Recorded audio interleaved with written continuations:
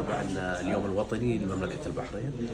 معنا أم عامر، نبغى نفاجئها، نسوي لها الكيكة ذي الحلوة. الفكرة فكرة طبخة.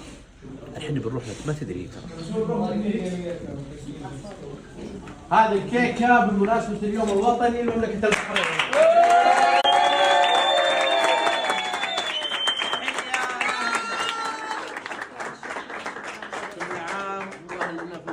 بخير ونعمة.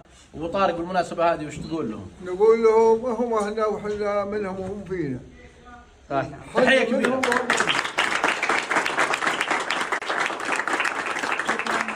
طبخة تغيير صاحبة الفكرة. تحية طبخة.